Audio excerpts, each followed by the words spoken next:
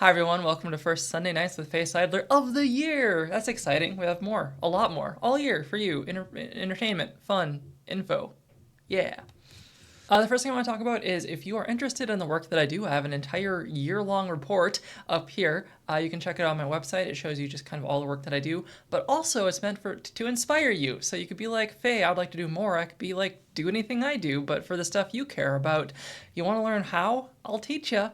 So you can look through that. You can share it with your friends. You can all get around a dinner table and talk about the work I do. That's a good time for everyone, right? Have fun. There's an event coming up in Minot called Fight for the T in Team on January 10th at 5 p.m.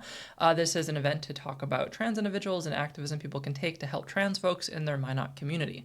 Also happening that same day in Minot is the Lady Gaga inspired Drag Spectacular, which will be happening at 7 p.m. So Minot, January 10th, it's happening. Go out, get there, have fun. As a heads up to people who like to go to conferences and learn things, who are also counselor or counselor adjacent, on February 15th through 17th is our North Dakota Counselor Association conference. I will actually be presenting at that conference talking about suicidality for our trans and queer populations, alongside another speaker who's done some research into the specific ways that suicide prevention efforts don't always help our LG plus youth because of the specific minority stressors that exist in their life. It'll be a really good training, so you could sign up to the conference and listen to me yap. The North Dakota Association of Nonprofit Organizations is hosting their conference in June of 2026. If you are interested in attending this, it's going to be taking place in Minot, and you can be a speaker. They are currently taking speakers for this conference, so if you're someone who works in nonprofits or adjacent to nonprofits,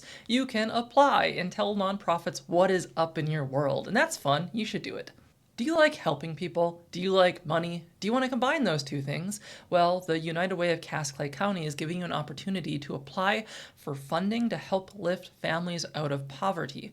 This is going to be opening January 5th, so that'll be tomorrow, with an opportunity to apply for that grant.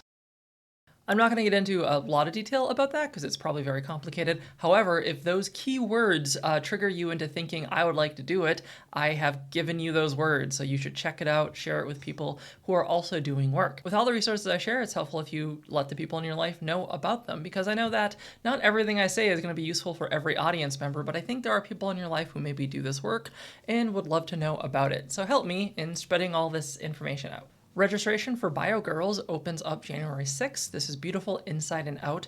They tend to do quite a lot of things, but I think the easiest way to imagine is just like friendship girl camp with a lot of different activities and often a lot of different kind of ways of empowering young girls through friendship and solidarity. Our P-Fund LGBTQ+ grant cycle is deadline to January 21st. So if you do any work within our LG+ community across North Dakota, there are actually a couple of grants you can apply for, and you should, as it's always great when North Dakota is able to get funding from P-Fund.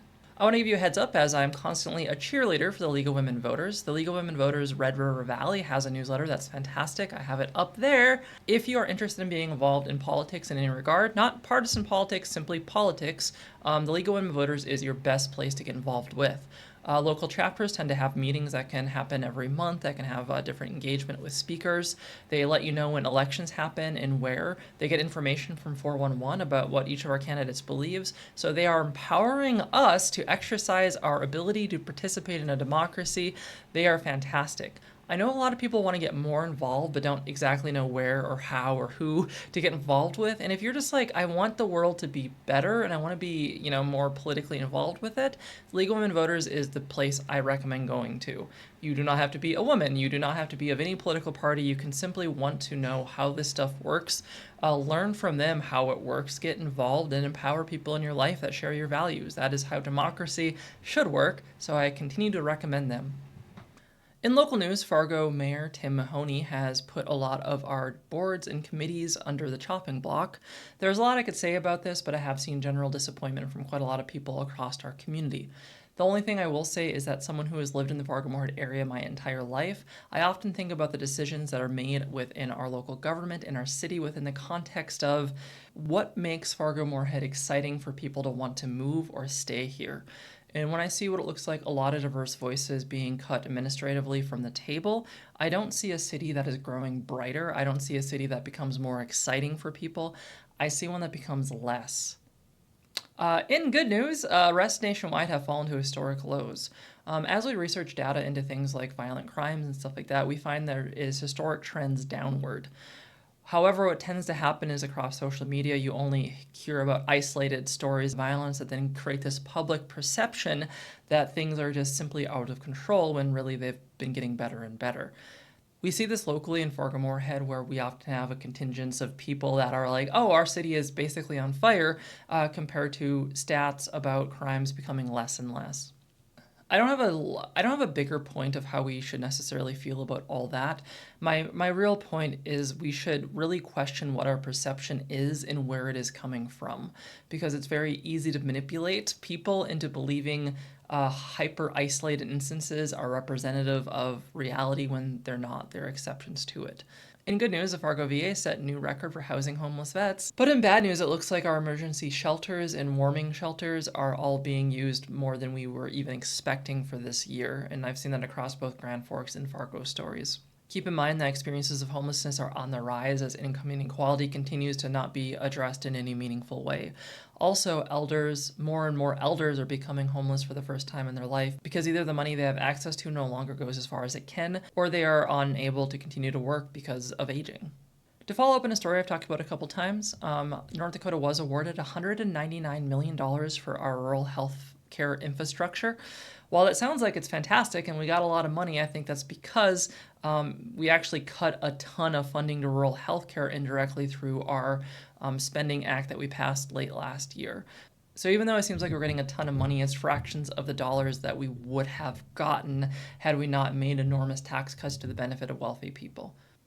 It is good that we're getting some money. It's good that it's not zero, but it is vastly underfunding what we need in our state to be stable, especially in our rural healthcare systems. And just as an addendum to that story, our special session will be happening in January, where our government will convene to talk about basically how to spend this money and how to earmark it off, because that has to happen before any of the funding can be used. My understanding is that they are basically kind of opening up a grant cycle for individuals to be able to apply for some of the funding. I don't know exactly how that works out. I think we're figuring it out still. There's more I'd like to say on it, but if I find every time I try, I ended up getting into like long rants, so I will just present the information, and you can read up on it if you'd like. In final news, I have something exciting. Do you want a piece of history? Because you can get that because Sable Aldelaide is selling her collection of Wedding Crashers. If you recall, she collected over 1,000 pieces of media related to Wedding Crashers between VHSs, DVDs, and all of that.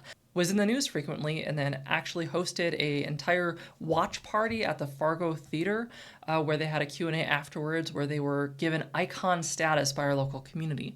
So they are currently selling copies of this that you're able to access. If you'd like more information, please reach out to me and I can connect you to them, or you can try to find them on social media and Instagram. But it's a way for you to connect to a really cool piece of history in our region and have a memento of it. So I will be getting some mementos myself. I recommend you do it as well. And that's what I have for my show tonight. I just want to let you know that if you find this valuable, please like, please share, follow, subscribe, let people know about it. And more importantly, if you have something cool going on, let me know about it, because then I can talk about it on my show. And that goes out to people, a few hundred here and there. It's not bad, especially the shorts. But this year I would really like to expand the show to make sure that more folks are able to watch it and to make sure that the stories I'm telling are valuable to the people who are. The point of this show is to really highlight community news that's important for folks who are doing work to make lives better for each other, whether that be in education, social work, nonprofit, healthcare. I am the news girl for you about those things. So I am going to really try to get out there and to get us all more connected on all this stuff that we're doing. So help me make that vision a reality by sharing and liking, subscribing. Buy my merch. I have merch coming. You can do that. Otherwise, I will see you in the next episode. You'll have a great rest of your year until I see you again.